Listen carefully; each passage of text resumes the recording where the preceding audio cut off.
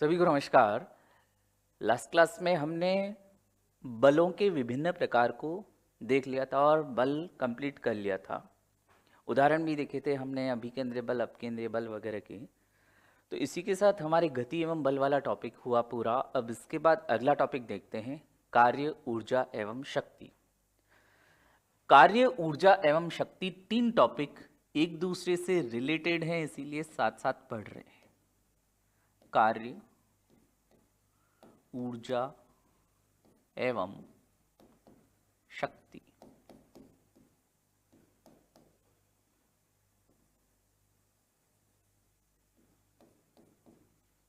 Work, power and energy. Work, energy and power. Work, energy and power. अब देखो, हम बल पढ़ चुके हैं, फोर्स पढ़ चुके हैं। तो फोर्स, जब हम भाई किसी वस्तु पर मैं बल लगा रहा हूं तो वो वस्तु या तो गति करेगी या गति नहीं करेगी।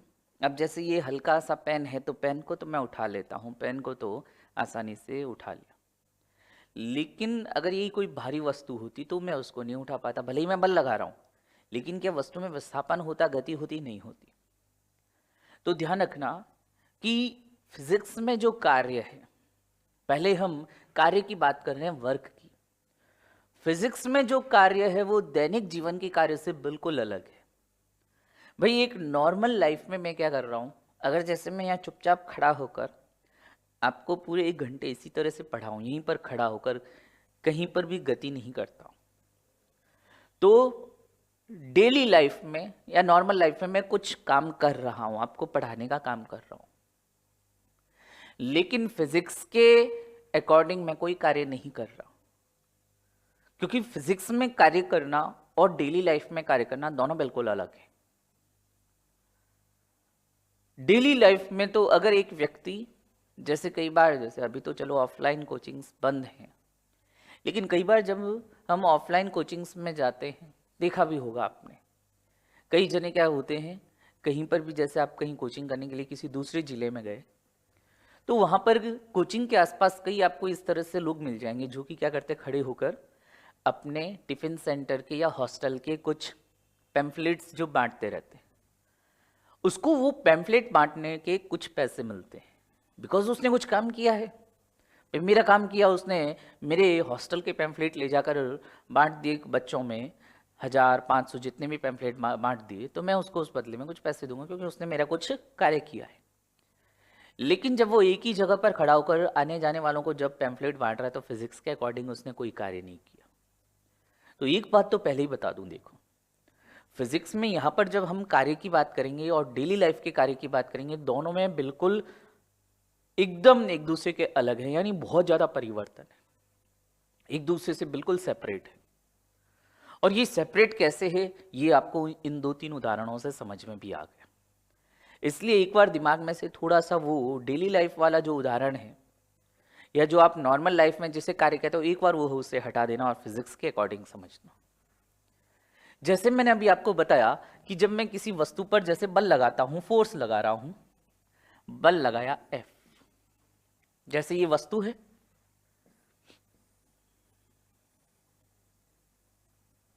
इस पर मैं बल लगा रहा हूं F। तो यहां पर एक बात सुनना, देखो जब बल लगा रहा हूं F, तो इसमें विस्थापन, यानी ये थोड़ा सा सरक कर यहां पर पहुंच गई ये वस्तु, यहां पर पहुंच गई वस्तु, यानी इसने इतना विस्थापन तय कर लिया। कितना विस्थापन? मान लिया D। D दूरी या D विस्थापन खिसक कर ये यहां पर आ गया। तो यहां पर जो किया गया कार्य होगा कि मैंने इस वस्तु पर क्या कार्य किया है, वर्क कितना किया है।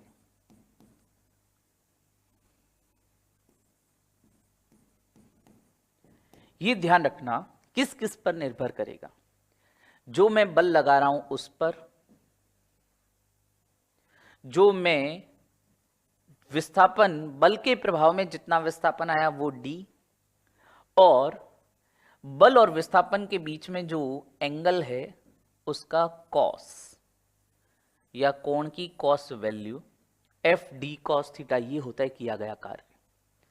अब इसका मतलब क्या हुआ, देखो ये पेन पड़ा है, अभी ये पेन पड़ा है, मैं इस पर कोई भी बल नहीं लगा रहा, यानी मेरे द्वारा लगाया गया बल F0 है, मैं कोई बल नहीं लगा रहा। तो अगर मैं F यानी बल को 0 कर दूं तो ये पूरी राशि यानी d cos थीटा को 0 से गुणा करूंगा तो कितना आ गया 0। यानी अगर मैं कोई बल नहीं लगा रहा हूं तो ऑब्वियसली मेरे द्वारा किया गया कार्य क्या होगा, 0 होगा। अब मैं इस मार्कर पर बल लगा रहा हूं लेकिन ये गति नहीं कर रहा, मैं इस फिंगर से इसको धक्का दे रहा हूं लेकिन बहुत कम बल लगा रहा हूं। तो देखो बल तो लगा रहा हूं, बल तो है लेकिन इसमें कोई गति नहीं हो रही, यानी विस्थापन नहीं हुआ, यानी ये d0 कर दूं तो भले ही मैं बल लगा रहा हूं लेकिन विस्थापन नहीं हो रहा उस बल के कारण, तो पूरी राशि क्या हो जाएगी 0। d की जगह 0 रखूंगा तो 0 से गुणा करने पर पूरा क्या हो जाएगा, कार्य 0। यानी अगर आपके द्वारा लगाया गया बल 0 है तो किया गया कार्य 0। अगर बल लगा रहे हो फिर भी विस्थापन नहीं हो रहा, वस्तु खिसक नहीं रही, वस्तु गति नहीं कर रही, तो किया गया कार्य क्या होगा, 0 होगा। और लास्ट में क्या बचा, कॉस थीटा। सुनना, ये जो थीटा है, थीटा की बात करूं कि ये थीटा क्या है, तो थीटा बल व विस्थापन F और D जो है ये F और D के बीच कोण, यानी बल और विस्थापन के बीच में कोण कितना है, इस पर भी फिजिक्स में कार्य इस पर भी निर्भर करता है। तो कार्य को मैं डिफाइन कैसे करूंगा, पहले तो ये देखना कि जब किसी वस्तु पर बल लगाया जाता है तथा वस्तु उस बल के प्रभाव में गति करे तो उस वस्तु पर कार्य किया जाता है। और एक बात हमेशा ध्यान रखना, जिस वस्तु पर कार्य होता है उसकी ऊर्जा में वृद्धि होती है और जो वस्तु कार्य करती है उसकी ऊर्जा में कमी आती है। जैसे सुनना एक बात, ये तो चलो ठीक है, हल्का सा पेन है, मैं इसको ऊपर उठा लेता हूं, फिर मैं इसको वापस नीचे रख देता हूं, थोड़ी देर बाद फिर उठाता हूं, फिर नीचे रख देता हूं। ये तो चलो हल्का पेन हुआ, आसानी से उठा लेता हूं। अगर एक पानी से भरी हुई बाल्टी को मैं उठाकर यहां से इतना ऊपर लाता हूं, मैंने इस बाल्टी पर बल लगाया, कुछ विस्थापन हुआ इसमें, तो यानी कार्य हुआ है। यानी जब मैंने इस बाल्टी को उठाकर ऊपर लिया तो इसकी ऊर्जा में परिवर्तन हुआ, यानी इसकी ऊर्जा में वृद्धि हुई है, क्योंकि इस बाल्टी पर कार्य किया है। कैसे ऊर्जा में परिवर्तन हुआ या कैसे कार्य हुआ ये आगे हम देखेंगे। अभी इतना समझो कि जो वस्तु पर कार्य कर रहे हैं उसकी ऊर्जा में वृद्धि होती है तथा जो वस्तु कार्य करती है उसकी ऊर्जा में क्या आती है, कमी आती है। जिस पर कार्य किया उसकी ऊर्जा में वृद्धि, जो कार्य कर रहा है उसकी ऊर्जा में कमी। सीधी सी बात है, मैं इस बकेट को उठाता हूं इतना ऊपर तो मेरी कुछ ना कुछ ऊर्जा में कमी आई है। भाई जब अपन नॉर्मली डेली लाइफ में, थोड़ा सा अब इधर आ जाओ डेली लाइफ में, कि जब भी हम काम करते हैं तो हमारी एनर्जी थोड़ी सी कम हो जाती है। सेम ऐसे ही है, अगर मैं ये बाल्टी उठा रहा हूँ, बाल्टी पर कार्य कर रहा हूँ, कौन कर रहा है कार्य, मैं कर रहा हूँ, तो मेरी ऊर्जा में कमी आती है और जितनी कमी मेरी ऊर्जा में आई उतनी ही ऊर्जा में वृद्धि हो जाती है, किसकी, बाल्टी की। क्यों, क्योंकि हम पढ़ते भी हैं, आगे हम पढ़ेंगे भी, ऊर्जा वाले टॉपिक में पढ़ेंगे कि ऊर्जा न तो उत्पन्न होती है ना ही नष्ट होती है, केवल एक रूप से दूसरे रूप में बदलती है।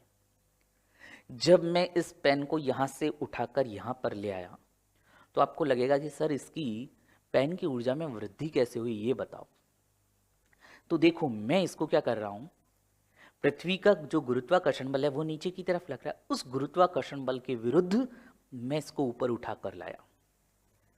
यानी मैंने क्या किया, इसकी हाइट में इतना इंक्रीज कर दिया और जब ये हाइट बढ़ गई यानी इसको इतनी h ऊंचाई पर ले गया तो इसकी स्थितिज ऊर्जा में वृद्धि हुई है। आगे पढ़ेंगे अपन कि स्थितिज ऊर्जा क्या होती है, गतिज ऊर्जा क्या होती है।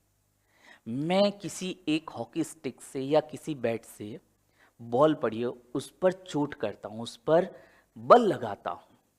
तो जब मैंने बल लगाया तो वह बॉल कुछ गति करेगी, यानी मैं बल लगा रहा हूँ, बॉल में गति भी हो रही है, यानी मैं कुछ कार्य कर रहा हूँ।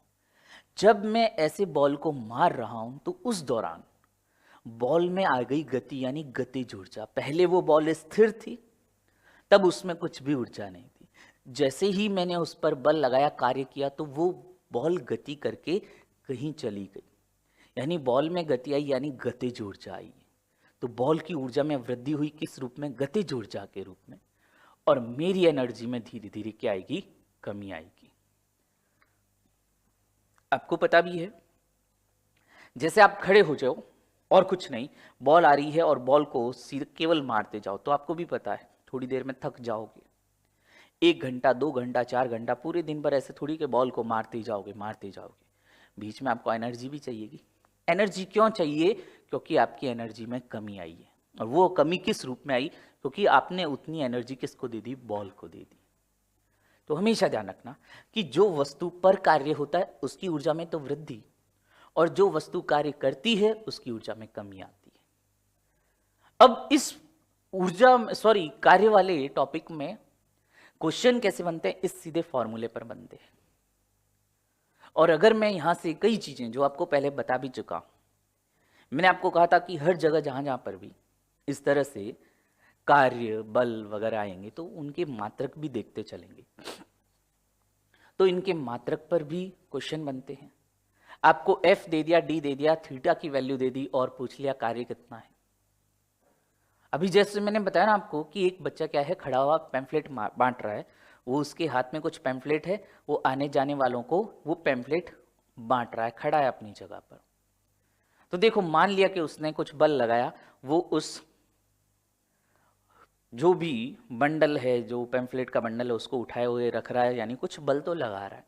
लेकिन क्या विस्थापन हो रहा है? क्या वो व्यक्ति अपनी जगह पे ही खड़ा है, यानी गति नहीं कर रहा? डी 0 हो गया, यानी कार्य किया हुआ 0 हो गया। मैंने अभी थोड़ी देर पहले कहा कि मैं आपको यहीं पर खड़े खड़े पूरा 1 घंटा पढ़ा दूं तो फिजिक्स के अकॉर्डिंग मैंने कोई कार्य नहीं किया। क्यों? कारण भी सुनो इसका।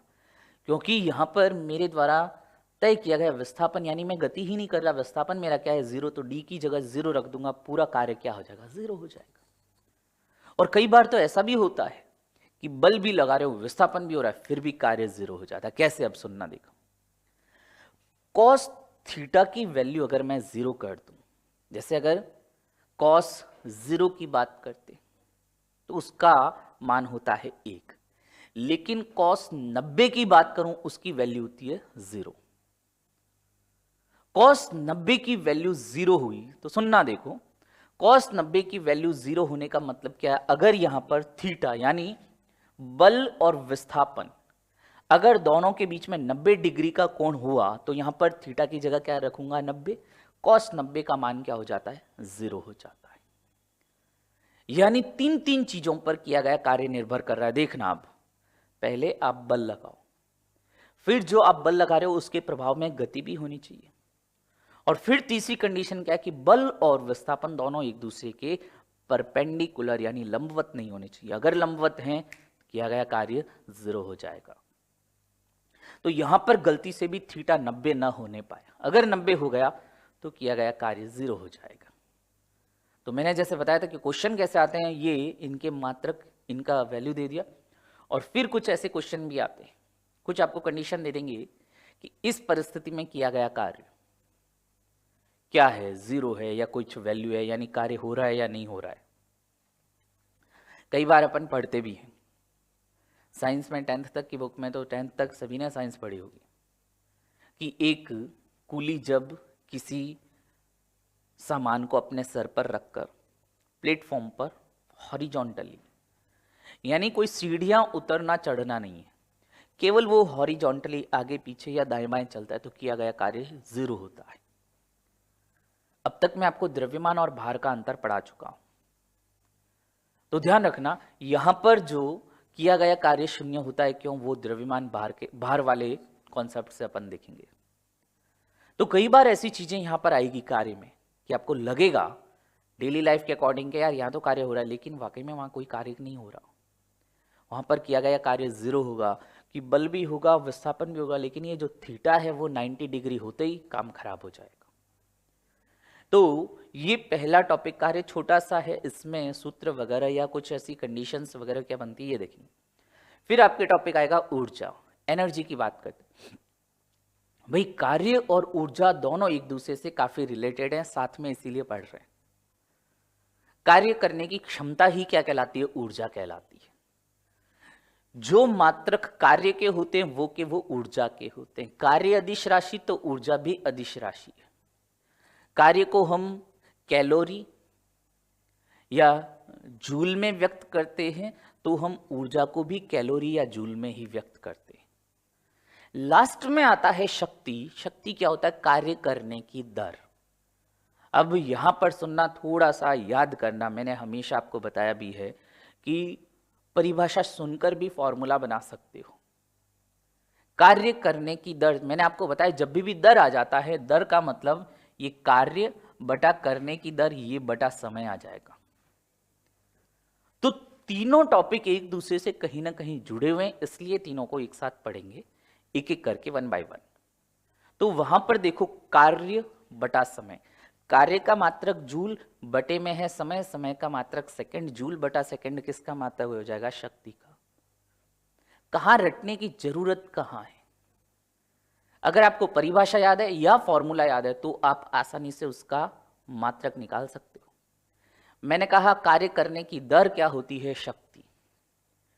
यानी मैं काम तो कर रहा हूं, अब सुनना देखो, ये भी मैं काम तो कर रहा हूं, लेकिन वो काम करने में मैं टाइम ज्यादा ले रहा हूं, यानी मैं शक्ति कम लगा रहा हूं। जैसे इसको ऐसे समझो कि एक टैंक है जिसमें पानी भरा हुआ है 1000 लीटर, ठीक है। मोटर ए लगाता हूं, ए मोटर, तो वो सारा का सारा 1000 लीटर पानी 1 घंटे में छत पर चढ़ा देती है, 1 घंटे में छत पर चढ़ा देती है।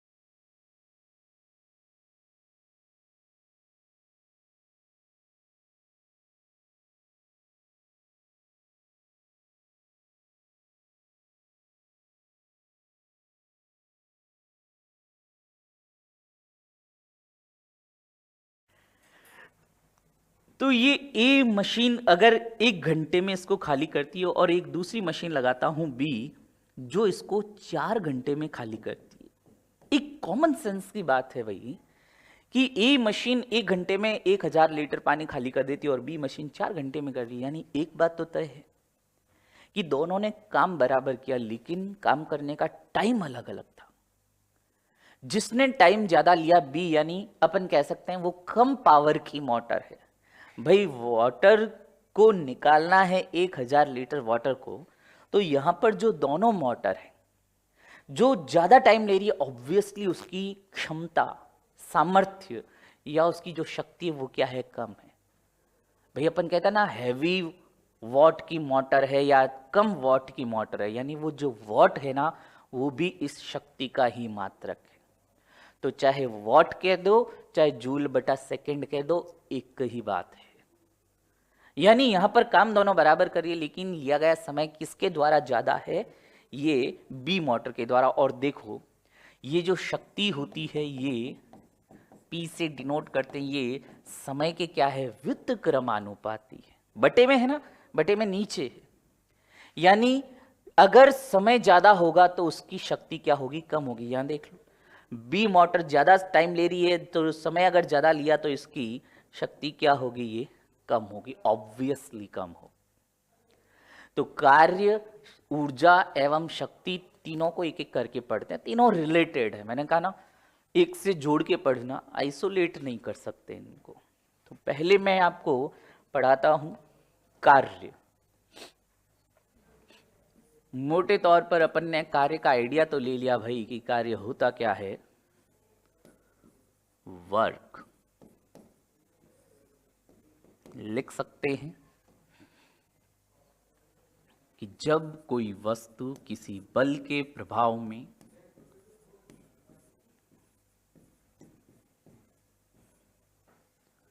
जब कोई वस्तु किसी बल के प्रभाव में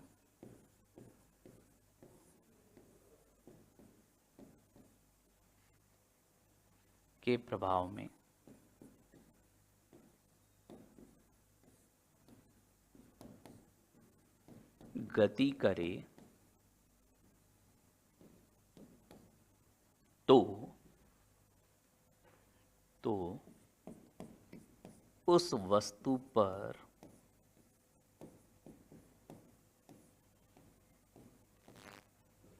कुछ कार्य किया जाता है।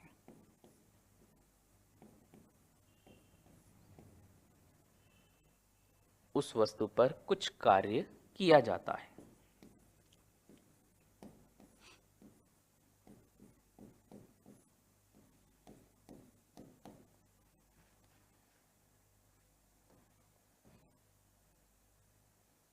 तथा ये कार्य, इसी में लिख देता हूं, तथा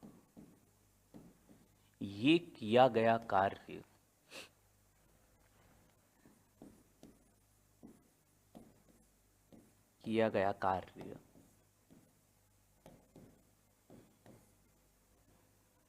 बल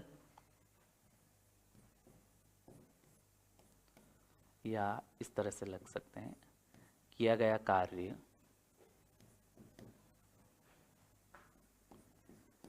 लगाए गए बल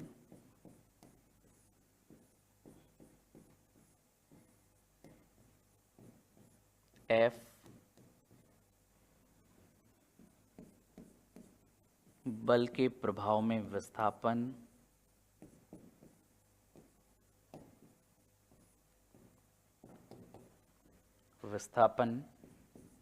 D से डिनोट कर देता हूं, डिस्प्लेसमेंट D, और बल व विस्थापन के बीच कोण थीटा पर निर्भर करता है।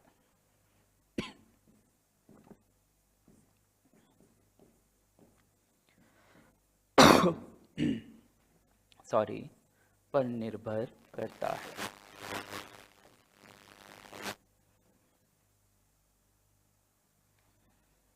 तो लिख सकते हैं अतः किया गया कार्य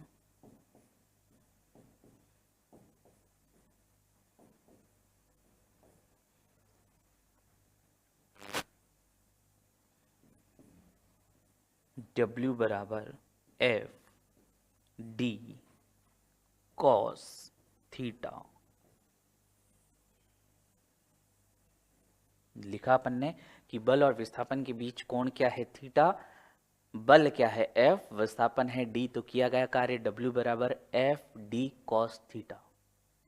अब सीधी सी बात है जो अभी मैंने आपको पहले भी बताई, अगर F को 0 कर दो तो किया गया कार्य 0, अगर D को 0 कर दो तो भी किया गया कार्य 0, अगर पूरा इस cos थीटा को 0 कर दो, और cos थीटा 0 कब होगा, जब थीटा की वैल्यू मैं 90 रखूंगा तब। थीटा की वैल्यू 90 रखते ही ये पूरा कॉस थीटा क्या हो जाएगा 0, तो किया गया कार्य भी क्या हो जाएगा 0।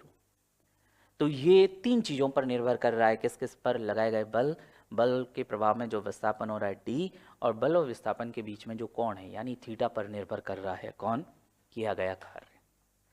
तो अब यहाँ पर क्वेश्चन इसके सीधे से मैंने जो बताए कि इसके मात्रकों पर कैसी राशि है, सदिश अदिश वगैरह उन पर क्वेश्चन बनते हैं। तो सीधी सी पहली बात अपन करते हैं कि किया गया कार्य, इसके मात्रक की बात करता हूँ। तो मात्रक के लिए ठीक है जूल और कैलोरी होते ही हैं जो कि ऊर्जा के मात्रक होते हैं, लेकिन यहाँ पर एक और चीज मैं आपको बताता हूँ, कार्य W बराबर एफ डी कॉस थीटा।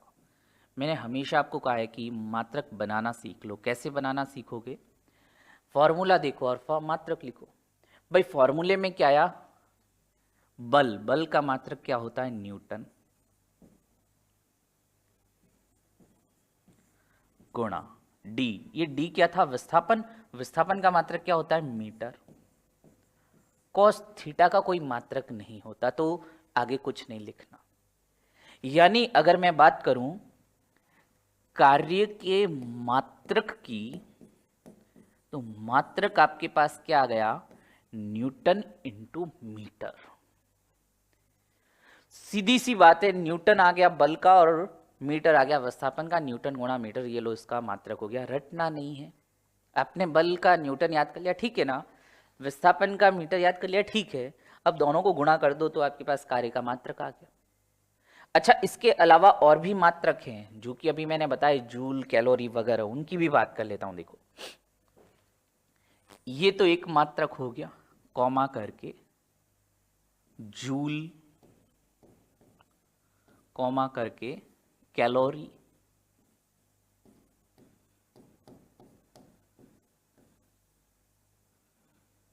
और अगर मैं बात करूं एक और मात्रक आता अर्ग, जो कि होता है सीजीएस में।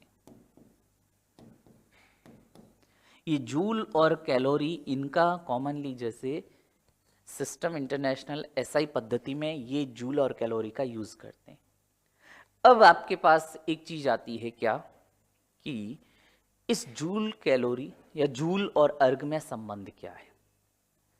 भाई ऐसे क्वेश्चन पूछते हैं ठीक है, अलग अलग मात्रक अपन ने देख लिए, न्यूटन मीटर जूल कैलोरी और अर्ग देख लिए, इनमें आपस में संबंध भी देख लेते हैं। देखो जूल की मैं बात करूं तो जूल को इस न्यूटन मीटर के तुल्य मानते हैं। भाई जूल भी एसआई पद्धति और ये भी क्या एमकेएस पद्धति में। जैसे अपन ने बल का देखा था ना, न्यूटन, या न्यूटन की जगह क्या लिख रहे थे किलोग्राम मीटर प्रति सेकेंड स्क्वायर, एफ बराबर एम ए लिखा था ना अपन ने, ये एफ बराबर एम गुणा ए, तो मैंने यहीं से मात्रक निकाला था, एम का तो द्रव्यमान का हो गया किलोग्राम, गुणा त्वरण का क्या हो गया मीटर प्रति सेकेंड का स्क्वायर, ये लिखा था, ये न्यूटन के बराबर ही था, मैंने आपको बताया था। तो सेम ऐसे ही जूल और ये न्यूटन गुणा मीटर बराबर है, ठीक है। ये एफ बराबर एम ए मैंने आपको बताया था, अभी इसको एक बार मिटा देता हूं।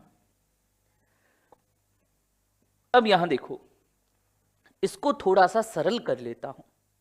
न्यूटन क्या है बल, और बल की जगह अपन ने क्या लिखा था एम गुणा ए, यानी किलोग्राम गुणा मीटर प्रति सेकेंड का स्क्वायर गुणा मीटर।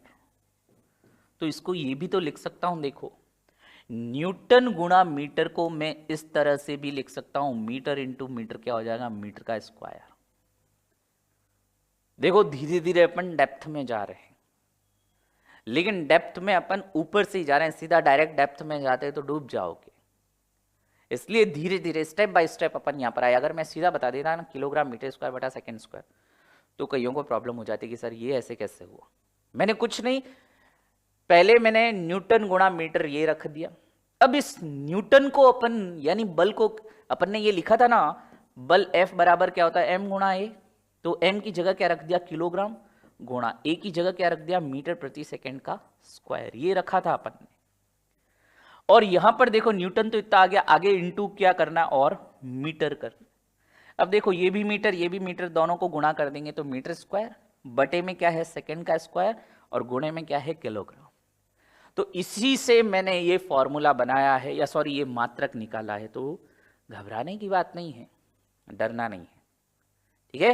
ये कैसे आया, इसी से निकाल दिया अपन ने।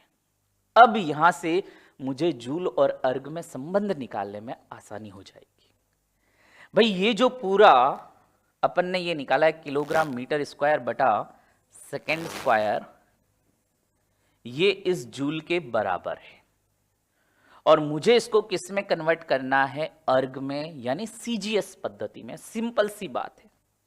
मैं हमेशा आपको पहले दिन से कह रहा हूं कि एमकेएस ये 3 भी याद रख लोगे ना, मीटर किलोग्राम सेकंड, काफी समस्याएं हल हो जाएगी। यहां पर भी हो रही है, देखो मीटर किलोग्राम सेकंड एमकेएस से हो गया। अब देखो करना क्या है कि मुझे उसे अर्ग में यानी सीजीएस में बदलना है। तो किलोग्राम की जगह रख दूंगा ग्राम, मीटर की जगह रख दूंगा सेंटीमीटर, और सेकंड है वहां पर भी सेकंड है। सेकंड को छेड़ने की जरूरत ही नहीं। जैसे बल वाली बात की थी, थोड़ा याद करना। बल में मैंने न्यूटन और डाइन में कैसे संबंध निकाला था, वही संबंध यहां पर निकाल रहा हूं।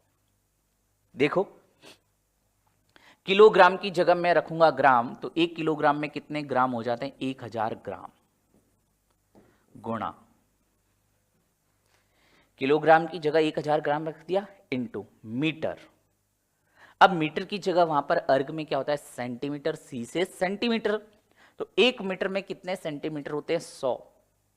ये रख देता हूं मैं 100 सेंटीमीटर। लेकिन यहां पर ये मीटर का स्क्वायर है, तो उधर सेंटीमीटर का भी क्या कर देंगे, स्क्वायर कर देंगे। बटे में सेकंड का स्क्वायर है, तो ये सेकंड का स्क्वायर एज इट इज आ जाएगा, आपको कुछ चेंज नहीं करना। अब यहां पर देखो 1000 को मैं क्या लिख सकता हूं, 10 की घात 3 लिख सकता हूं, गुणा 100 सेंटीमीटर का स्क्वायर। तो 100 का स्क्वायर और सेंटीमीटर का भी स्क्वायर। 100 को मैं लिख सकता हूं 10 की घात 2, और इसका भी क्या है स्क्वायर, और ये सेंटीमीटर को बाहर लेकर इसका भी स्क्वायर कर दिया, बटा सेकंड का स्क्वायर। अब देख लो 10 की घात 3 और उधर क्या है 10 की घात 2 का भी होल स्क्वायर। तो ये कितना हो गया, 10 की घात 4 गुणा ये इधर हो गया 10 की घात 3। जब घातें गुणे में होती है तो जुड़ जाती हैं, तो ये हो जाएगा 10 की घात 7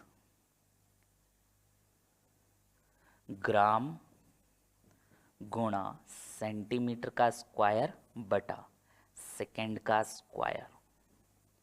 तो ग्राम, सेंटीमीटर और सेकंड यानी सीजीएस में ये पूरी राशि क्या हो गई, इतना इतना जो मैं ब्लॉक में बंद कर रहा हूं, देखना इसको ध्यान से, ये हो जाएगा अर्ग, यानी 1 जूल, इधर लिख रहा हूं, अब ध्यान से देखना, 1 जूल बराबर 10 की घात 7 अर्ग। बहुत इंपॉर्टेंट है, कैसे आया वो मैंने आपको बता दिया। अब कई जने क्या करते हैं, इसी को रट लेते हैं 10 की घात 7 अर्ग। बट कोई बात नहीं, रटना चाहो तो रट लो, मैं मना नहीं करता, बट इसको रटने के पीछे पागल मत होना कि 10 की घात 7 10 की घात 7। कई बार कंफ्यूज हो जाओगे, बीच में न्यूटन डाइन पूछ गया, वो 10 की घात 5 है।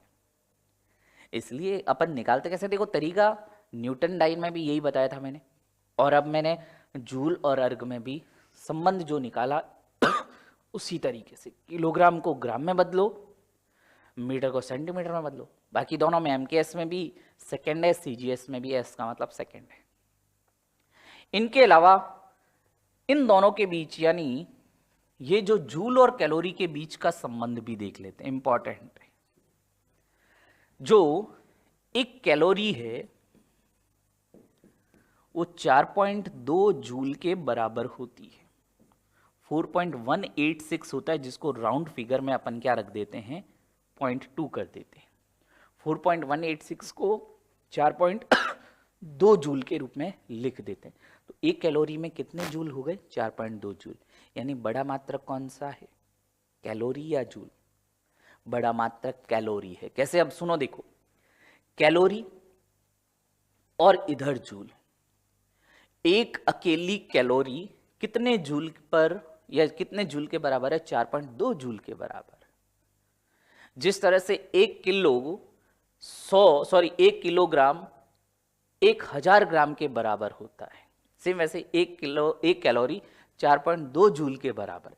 यानी कैलोरी बड़ा मात्रक है, जूल क्या है? छोटा। उल्टा पूछ लिया कि आप तो 1 जूल में कितने कैलोरी होगो वो बताओ। अगेन घबराना नहीं है, बस सिंपल सा है, ये सिंपल सी गणित है। यहां पर भाई आपको 1 जूल का पूछ लिया, कुछ बात नहीं, पक्षांतरण कर दो। अगर जूल पूछ लिया 1 जूल, तो क्या करो, इधर पीछे 1 ही रखो और ये जो 4.2 था इसको इधर नीचे बटे में भेज दो, यानी 1 कैलोरी अपॉन 4.2, यानी 1 जूल का पूछ लिया। कुछ नहीं, पक्षांतरण कर दो आप तो। 1 जूल में कितने कैलोरी? 1/4.2 कैलोरी। जो कि इसको सॉल्व करोगे 1/4.2 को, तो करीब करीब आपके पास 0.24 आएगा, करीब करीब। ठीक है, 0.24 समथिंग आएगा आपके पास। पॉइंट लगाएंगे तो 0.24 समथिंग आएगा, तो वो आपके पास कैलकुलेट भी कर सकते हैं। बाकी अदरवाइज 1 जूल में कितने कैलोरी होते हैं ये भी आपके पास आ गया, 1/4.2। तो कुछ चीजें, ये पूरा स्लाइड केवल मात्रकों से ही रिलेटेड है, और ये मात्रकों पर इसलिए जोर देता हूं क्योंकि कई बार मात्रकों से आप दूसरी चीजों के मात्रक ढूंढ लेते हैं, कई बार मात्रकों से क्वेश्चन हो जाते हैं, कई बार ये मात्रकों से आपके पास परिभाषा आ जाती है, क्वेश्चन सीधे एज इट इज आ जाते हैं। ये जूल और अर्ग में संबंध या जूल कैलोरी में संबंध सीधे इससे आ जाते हैं। अब देखो, ये पूरी इतनी चीज हमें ऊर्जा में रिपीट करने की जरूरत नहीं, क्योंकि ऊर्जा में ये सेम टू सेम ऐसा ही आएगा। यहां कार्य की बजाय ऊपर वाली लाइन में ऊर्जा रख दूंगा, मात्रक ऊर्जा के भी सेम रहेंगे। अब पूछोगे सर कैसे रहेंगे ऊर्जा के मात्रक? तो भाई कार्य क्या है? ऊर्जा क्या है? कार्य करने की दर। सॉरी ऊर्जा क्या है? कार्य करने की क्षमता। दर तो वो सामर्थ्य हो जाएगा। कार्य करने का जो सामर्थ्य, कार्य करने की जो क्षमता है वही क्या कहलाती है? ऊर्जा। ये कार्य क्या है? अदिश राशि है। भाई अपन बात करते हैं कि कार्य कैसी राशि है?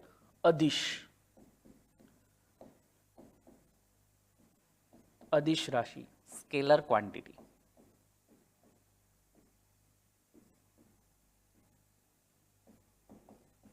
स्केलर क्वांटिटी है।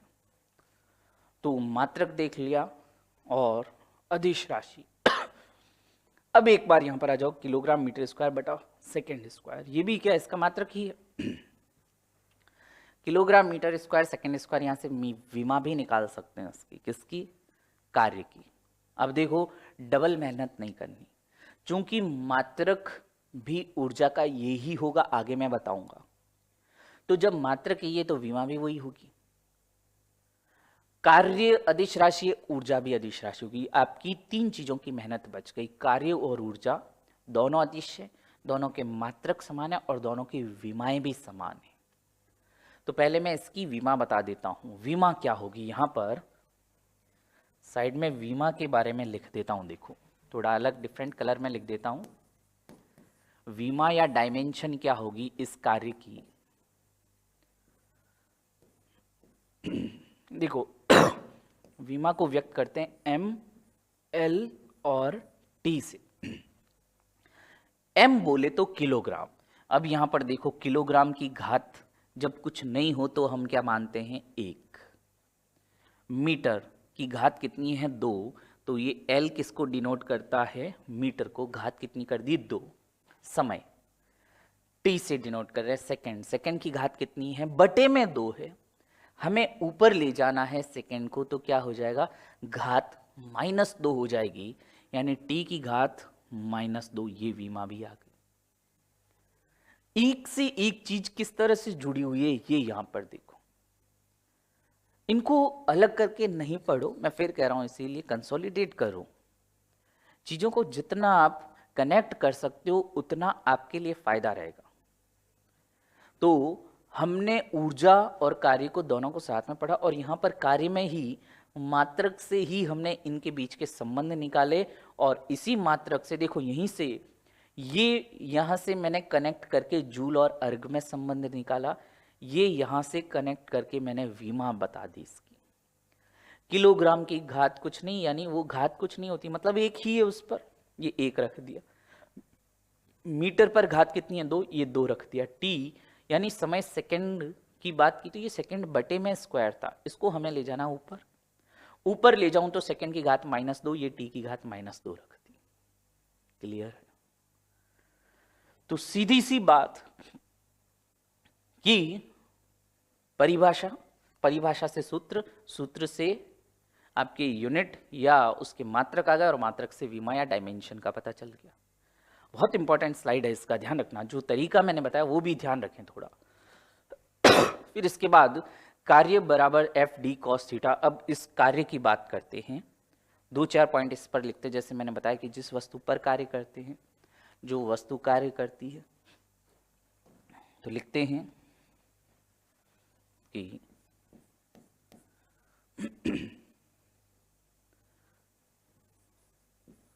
जब कोई वस्तु कार्य करती है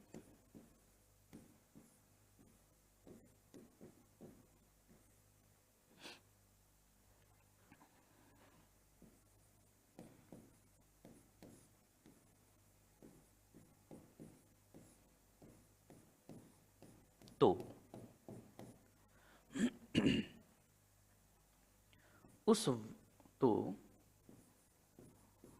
उस वस्तु की ऊर्जा में कमी आती है।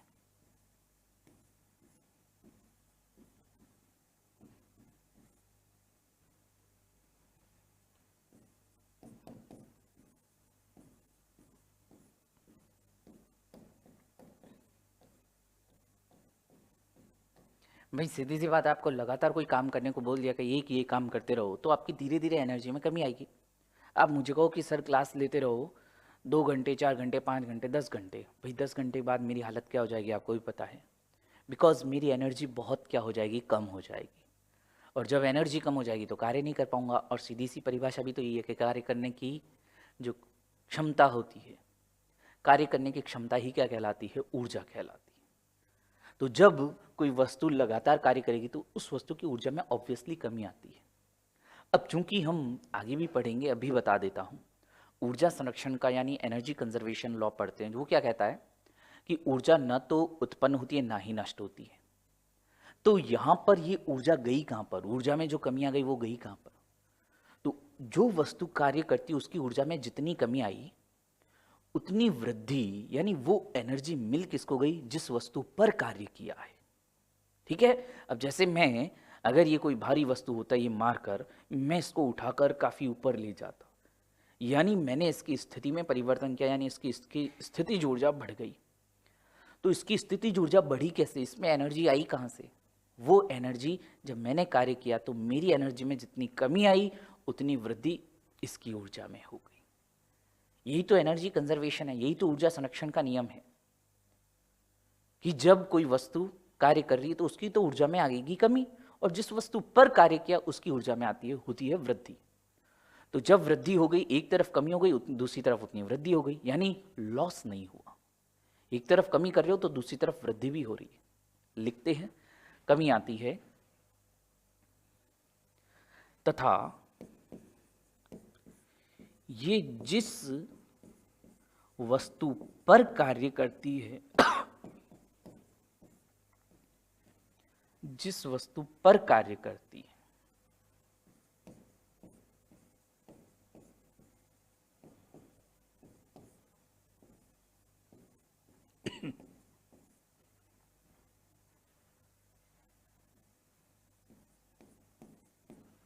उसकी ऊर्जा में उतनी ही वृद्धि हो जाती है।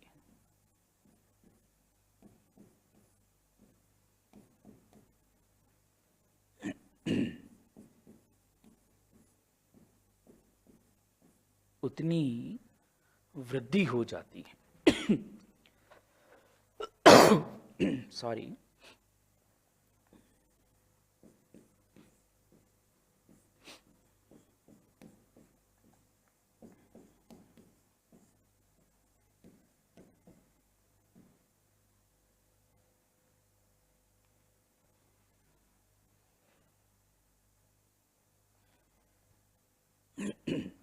आगे बात करते हैं।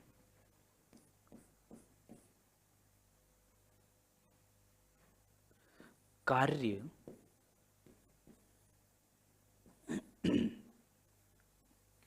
कार्य से संबंधित कुछ क्वेश्चन करते हैं। एफ डी कॉस थीटा से संबंधित रिलेटेड क्वेश्चंस की बात करूं तो यहाँ पर क्वेश्चन आपके आएगा जैसे कि एक व्यक्ति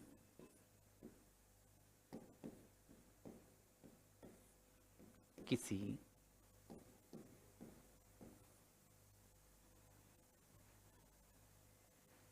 या ऐसे लिख सकते हैं, एक व्यक्ति 5 किलोग्राम द्रव्यमान की वस्तु को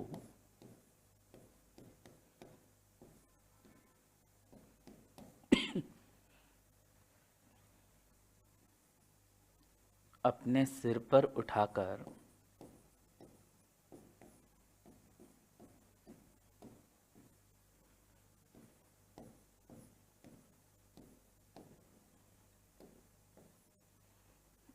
उठाकर एक घंटे तक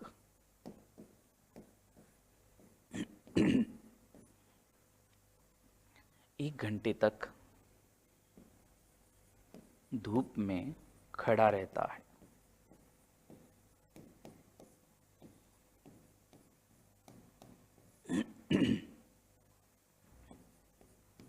तो व्यक्ति द्वारा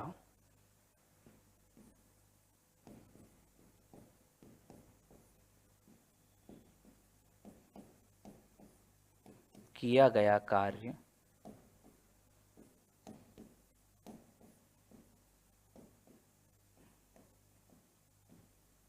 कितना होगा। ऑप्शन है आपके ए 5 × 4 20 जूल, एक हो जाएगा 1.25 जूल, एक हो जाएगा 0.25 जूल और एक हो जाएगा 0।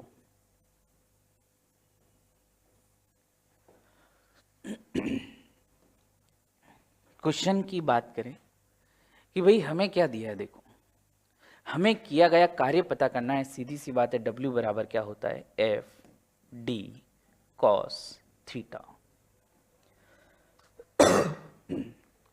सॉरी, अब यहां पर हर चीज आपको दी है, जो फॉर्मूले में है सारी चीजें आपको दी है इस क्वेश्चन में। अब आप कहोगे सर हमें थीटा कहाँ दिया है, अभी देखो थीटा आता है कैसे। सबसे पहले आपने देखा कि क्वेश्चन, मैंने तरीका वही बताया, क्वेश्चन पढ़ो, एक बार पढ़ो तो समझ में आ जाएगा कि किस टॉपिक से, फिर दूसरी बार पढ़ोगे जो जो चीजें दी वो लिखनी है। एक व्यक्ति 5 किलोग्राम द्रव्यमान की वस्तु को अपने सिर पर उठाकर 1 घंटे तक धूप में खड़ा रहता है तो व्यक्ति द्वारा किया गया कार्य, सीधा सा समझ में आ गया भाई, कार्य पूछा है, कार्य W बराबर एफ डी कॉस थीटा।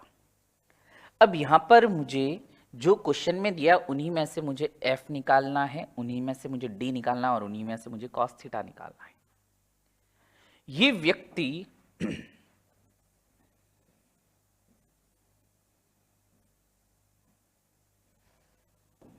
एक बॉक्स को लेकर, ये कोई भी वस्तु है, इसका द्रव्यमान कितना दिया है आपको, 5 kg, 5 किलोग्राम का द्रव्यमान लेकर ये धूप में खड़ा है। ठीक है, ये धूप में खड़ा है, 1 घंटे तक खड़ा है, ये सारी चीजें आपको भटकाने के लिए दी है। हमें तो केवल वो अर्जुन को जैसे मछली की आंख दिखाई देती है वैसे ही आपको सीधा आंसर देखना चाहिए। आपको सीधा फॉर्मूले में गए, एफ डी और कॉस थीटा इनको गुणा कर दूं और मेरे पास आंसर आ जाएगा। मैं नहीं पता भाई, जब इस फॉर्मूले में समय ही नहीं दिया टी, तो ये 1 घंटे खड़ा हो या 10 घंटे कोई मायने नहीं रखता।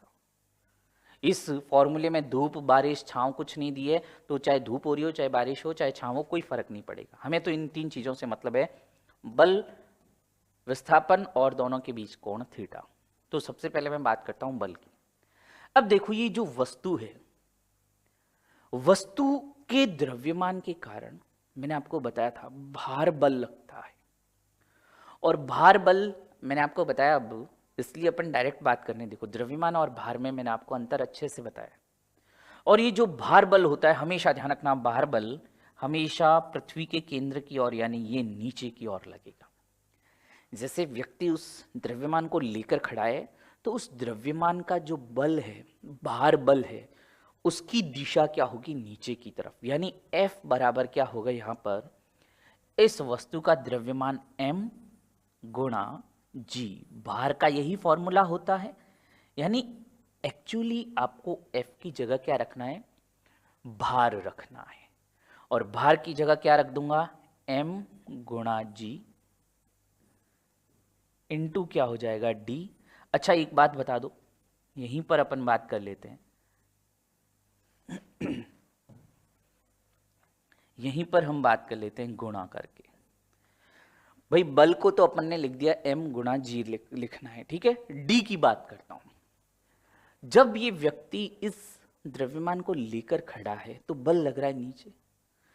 क्या इस वस्तु की अंदर गति हुई, नहीं हुई। यानी ये 4 घंटे, 1 घंटे, 10 घंटे जितनी देर भी खड़ा रहा, चुपचाप ऐसे खड़ा रहा, कहीं पर भी गति हुई। जब गति नहीं हुई तो क्या विस्थापन हो रहा है क्या, यानी बल तो है m गुणा g, लेकिन विस्थापन यहां d क्या हो गया, 0। जब यहीं पर ये 0 आ गया तो cos थीटा को तो जानने की ही जरूरत नहीं पड़ेगी। हालांकि cos थीटा क्या होता है, बल और विस्थापन के बीच में कोण दिखाएगा ये थीटा, ये, लेकिन यहां पर d ही क्या हो गया, 0। अकेला केवल वो नीचे की तरफ तीर, यानी केवल भार बल है यहां पर।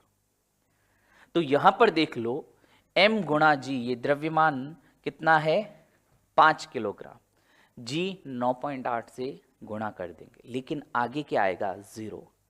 तो टोटल पूरी राशि ही क्या हो जाएगी, 0, क्योंकि यहां पर विस्थापन क्या है, 0, अतः W बराबर क्या हो जाएगा, 0। किया गया कार्य क्या हो जाएगा, 0 हो जाएगा। और ऐसा क्यों हुआ वो हमने देख लिया, क्योंकि विस्थापन क्या है, 0 है। तो मैंने कहा था आपको पहले ही, एफ, डी और cos थीटा, इन तीनों में से एक भी राशि अगर 0 हो गई, किया गया कार्य क्या हो जाएगा, 0 हो जाएगा। तो इसी तरह के भाई कार्य इतना ही था, इससे ज्यादा और कार्य में कुछ है ही नहीं।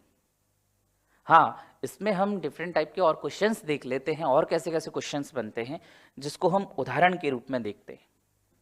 देखना, यहाँ पर मैं आपको अलग अलग कंडीशंस बताता हूँ, और उसके अंदर किया गया कार्य 0 होगा या नहीं होगा वो मैं आपसे पूछता हूँ। देखें, अभी जैसे हमने बताया कि एक व्यक्ति उस द्रव्यमान को लेकर चुपचाप खड़ा है।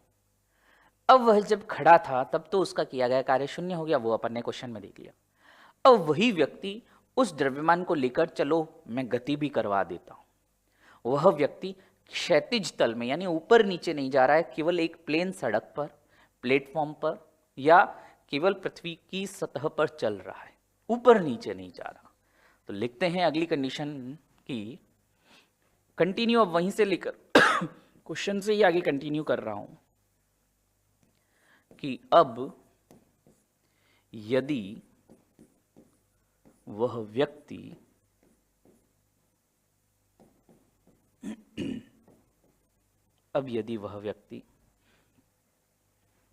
उस द्रव्यमान, वही 5 किलो वाला द्रव्यमान को लेकर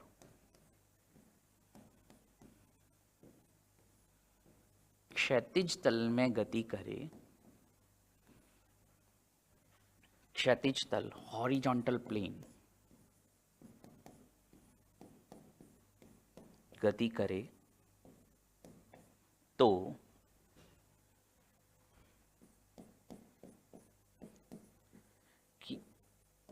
किया गया कार्य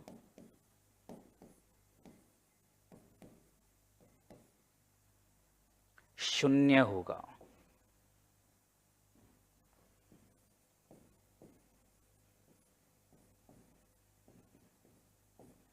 अब क्यों होगा इसका रीजन मैं बताता हूं। देखो, किया गया कार्य शून्य होगा। क्यों का रीजन मैं बताता हूं अब आपको।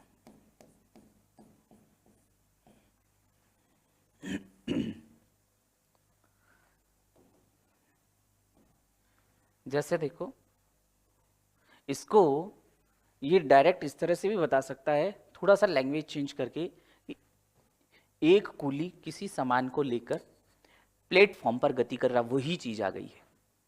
वो सिर पर वजन लेकर क्षैतिज दिशा में गति कर रहा, वही लिखा। अब क्यों हुआ देखो, व्यक्ति वही है, इसके सर पर सामान भी वही है, 5 किलो वाला। तो अब मन में आएगा सर, अब तो देखो एफ भी है जो आपने बताया, एफ ये भार बल हो जाएगा m गुणा जी। तो मैं कहूँगा बिल्कुल सही है, 5 गुणा जी कर दो 9.8, 5 इंटू 9.8 किया तो 4.9 आ जाए, सॉरी 49 आ जाएगा आपके पास। तो अब यहाँ पर विस्थापन भी हो रहा है, ये देखो क्षैतिज दिशा में जब ये गति कर रहा है, यानी d कुछ विस्थापन कितना है वो हमें नहीं पता, 10 मीटर 100 मीटर 1000 मीटर जितना भी चला, d तो है। लेकिन अब एक चीज देखो, थोड़ा सा मैंने आपको बताया था कि W बराबर एफ डी कॉस थीटा, तीनों चीजों का ध्यान रखना, एफ का भी डी का भी और टोटल कॉस थीटा की बात भी करेंगे। तो एफ तो कितना हो गया, m गुणा जी हो गया, गुणा डी ये भी कुछ तो होगा। अब यहां देखो कॉस थीटा, ये कॉस और थीटा की वैल्यू कितनी है ये पता करते हैं। यहां देखो थीटा कितना हो गया, ये d और ये f दोनों के बीच कोण कितना है, 90 डिग्री। तो cos 90 रखेंगे, ये cos 90 की वैल्यू होती है 0। तो W बराबर m कितना भी हो, G कितना भी हो, D कितना भी हो, किया गया कार्य, क्योंकि cos 90 का मान क्या होता है 0, इसलिए टोटल किया हुआ कार्य क्या हो गया 0।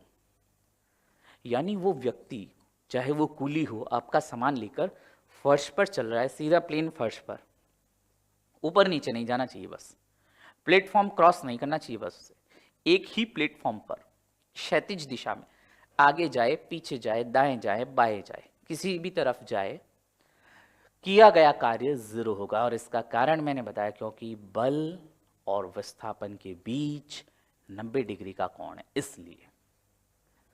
अब हालांकि ये ऊपर या नीचे जाता तो ये कोण बदल जाएगा, ऐसे में इसका किया गया कार्य शून्य नहीं होगा। तो यहां तक अपन ने कार्य पढ़ा है, कार्य के मात्रक विमाएं, कार्य की जानकारी ली, और किस किस पर निर्भर कर रहा है, बल, विस्थापन और दोनों के बीच के कोण पर। यहां पर ये इंपॉर्टेंट कंडीशन है, क्योंकि कई बार ऐसे पूछते हैं कि जब एक कूली किसी प्लेटफॉर्म पर किसी वजन को उठाकर गति करता है तो उसके द्वारा किया गया कार्य तो हमेशा ध्यान रखना शून्य होता है। सेम यही कंडीशन हम देखते हैं कि जब कोई वृत्तीय गति होती है, सर्कुलर मोशन होती है, या किसी सूर्य के चारों ओर की बात कर लेते हैं, ये सूर्य के चारों ओर जब दीर्घ वृत्ताकार पथ पर कोई, जैसे पृथ्वी या कोई भी दूसरे ग्रह की बात कर लेते हैं, या जैसे कोई वृत्ताकार पथ पर गति कर रहा है कोई भी कण, तो देखो यहां पर बल, यहां पर क्या होता है, ये अभिकेंद्रीय बल हमेशा केंद्र की ओर लगता है, अभिकेंद्रीय बल सेंटर की तरफ, अभिकेंद्रीय बल। और मैंने आपको बताया कि विस्थापन की जो दिशा होती है, इस बिंदु पर स्पर्श रेखा खींच दो, बल विस्थापन के बीच में कोण कितना है 90 डिग्री। यहां पर भी देख लो, जब वृत्ताकार पथ पर गति करेगा तो अभिकेंद्रीय बल केंद्र की ओर, ये विस्थापन की दिशा इधर स्पर्श रेखा पर, तो ये स्पर्श रेखा हमेशा इस त्रिज्या पर 90 डिग्री का कोण बनाती है। इस केस में भी cos 90 0 हो जाएगा। तो जब कोई उपग्रह किसी ग्रह के चारों ओर चक्कर लगाए, या सूर्य के चारों ओर कोई ग्रह चक्कर लगाता है, तो इस दौरान किया गया कार्य शून्य होगा, बिकॉज cos 90 की वैल्यू क्या हो जाएगी 0, सॉरी cos 90 का मान कितना हो जाता है 0, और 0 को गुणा करेंगे f और d से 0 ही आएगा। तो लिख सकते हैं एक लास्ट पॉइंट ये जीरो कार्य वाला इंपॉर्टेंट होता है। लिख सकते हैं कि प्लेटफॉर्म पर कूली द्वारा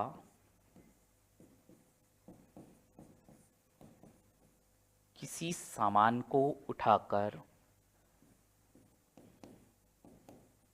लगेज को उठाकर क्षैतिज दिशा में, क्षैतिज यानी क्षैतिज तल क्षैतिज तल हॉरिजॉन्टल प्लेन में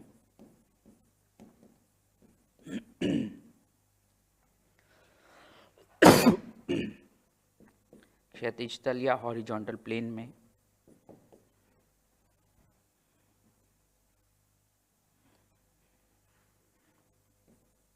चलना, कॉमा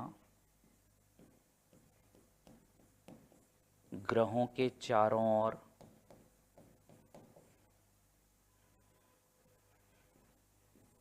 उपग्रहों की गति में, कॉमा सूर्य के चारों ओर ग्रहों की गति में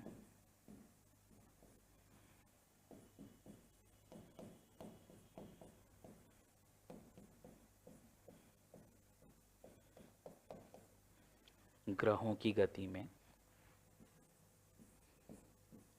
या ग्रहों की गति इन सभी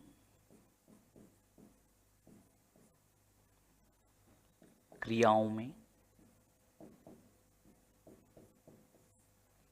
इन सभी क्रियाओं में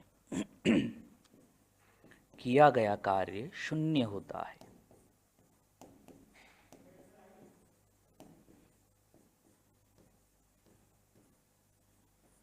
शून्य होता है।